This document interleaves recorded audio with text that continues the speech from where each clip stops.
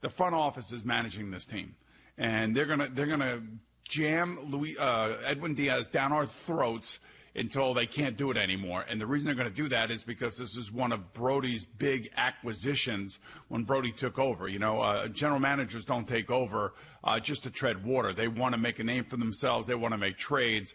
And this was one of those trades. And, I have to tell you, it was just a terrible weekend for the Mets simply because of that one pitch. That one freaking pitch basically took what should have been a series win away from them, because last night was pathetic, and it goes to show you just how bad their pitching staff may be overall, simply because last year at the end of the year they had a full healthy pitching staff, and it's kind of what drove them on top of on top of Pete Alonso and McNeil and all these guys, J.D. Davis and Rosario and everybody, and Ramos coming out of their shells late in the year to making an exciting team. This is a completely different team, especially when it comes to pitching, and with the exception of Edwin Diaz giving home runs up in the freaking ninth inning. So I think I speak for all Met fans when I say it was a terrible opening weekend for a team that we all have high hopes for. But what we saw from the starting pitching, other than Matz and of course DeGrom, which was great. Their first night with the bullpen was great. The second day with the bullpen was great, except for Diaz. And then last night, you get to your third starter, which in this case happens to be Porcello, and he was just awful. Dreadful. Just dreadful. Just kind of like Paxton was on Saturday. I mean, just dreadful. Yeah, not good. And you're right. It's a shame because you look at winning on Friday night, or Friday afternoon, you do it with not only DeGrom, who doesn't get the win, but again, just gives you five tremendous innings. I know. We're used to that. Exactly. And he gives you 5 shutout innings, 1 hit, and that was it. You get Cespedes with the monster home run. He's back, and that was kind of cool. You're feeling good about yourself. You go to the ninth inning Saturday like, you know what, this team's got a chance to take the first 2. You feel real good that you've won the series. And then Sunday nights, I don't want to call it a gimme game, but it is. When you're going for the sweep, at the very worst, you took 2 out of 3. And, boy, things change like that. One pitch. Yeah, I mean, it's the one pitch. You lose an extra innings, and then all of a sudden last night they can't get it. And it was as bad as Porcello was, and he was horrific, didn't give him a chance. There's no question. They didn't play well either. I mean, you had issues in the outfield. They couldn't catch the ball. McNeil's, bobbling the ball in short right field. Last night was a disaster. And, I think the proof will be in the pudding with Luis Rojas and your thought on Diaz, because he's been, when you go back even last week, 2 weeks ago, he would talk about Diaz, and even Brody said it's going to be who is pitching well at the time that's going to be the closer. If Diaz goes out and blows another save, let's say in Boston, I actually do think we'll see maybe Betances get a chance to close, or someone else. I want Seth Lugo back there. Whoever it might be. I don't believe they're just going to keep running him out there game after game after game. If I don't get Seth Lugo as a closer, I'm thinking I want him as a starter because I want my best pitchers on the mound. And look, the guy has been every bit a stud since he's gotten here, and has accepted his role unselfishly. Like if he were Jamal Adams, he'd be pissing and moaning about, what the hell's going on with, right. How are you using me? What's going on? I'm not making the money I'm supposed to make. And he'd be like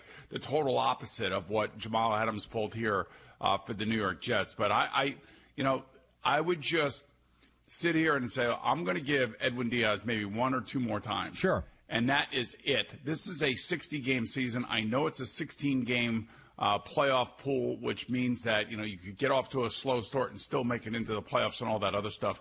But I'm telling you that, and I wanted to slow focus on Friday's performance. I wanted to focus on that, thinking that they were going to get 2 out of 3. And then all of a sudden, right at the end of the game, when he comes in, every Met fan is sitting at the end of their couch, end of their seat. Everybody is watching, and everybody's waiting for it. And then, of course, he's got to make one pitch. He's got to just make one pitch, and they win the game, and they walk off, and he's got 2 saves and 2 outings. And what do you make? I can't believe I'm going to ask you this because this is really deep, but I'm going to ask anyway because you won the Carl Yastrzemski Award when you were in high school. Yeah, so you know right. Baseball. What do you make of the fact that he got beat on the same damn pitch that he beat Ozuna on the night before? It literally is in the same exact spot. I'll tell you what I make of it. I just make of it as Ozuna just being on it and just expecting it.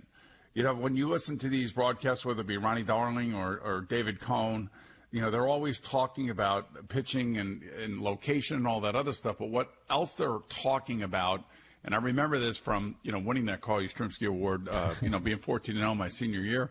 I remember that one of the most important things about pitching, and for all you NARPs out there that are listening, is, trying to throw something that the guy is not expecting at the plate. And then on the other side of it, you hear Paul O'Neill and Keith Hernandez talking about what they're thinking about from a batter's or a hitter's perspective, and how this is, man, he's sitting on it, he's waiting on it. How many times have we heard that? And sometimes, there's one guy that we all knew what he was going to throw, and very few guys hit it, especially in big spots. Sometimes they did because that's just the role of the closer, and that's Mariano. Right. And we all and Mariano threw the ball inside the right-handers, which was almost, and he saw off bats all the time, which was almost impossible to hit. But even he, as a closer, will tell you that you got to put yesterday's performance behind you and go forward, whether it was bad or good. But the problem with Diaz is that he gave up 14 home runs last year in the ninth inning. Now he's given up his 15th, and we as Met fans are getting tired of it. And he has to get tired of it. And the fact that he's smiling on the mound after not a the fact, good look. I know. No, I know. I was just like, oh, you got to be kidding me, please. Bend over, yell something, show some anger. Don't show like, oh no, here we go again with that stupid smile. And it is a bad look, and I know it, and I don't want to overreact to it, but I can't help it because we've been waiting for so long for this, and all we've been talking about for the last 3.5 months has been the Mets pitching staff and their bullpen. Now, on the flip side, the Yankees bullpen's great. They look great. And, Stanton's got 2 home runs. They didn't hit as much as you would hope that they would hit, but they'll start hitting. But Gleyber Torres, while he still has an issue or two in the field, especially making routine plays, the guy he's an amazing player. He's an amazing hitter. And I still believe that that Andujar has got to be in that lineup every day. And I feel bad for Clint Frazier because, they send him down now because there's no room for him. Yeah. And that guy should be a major league player somewhere.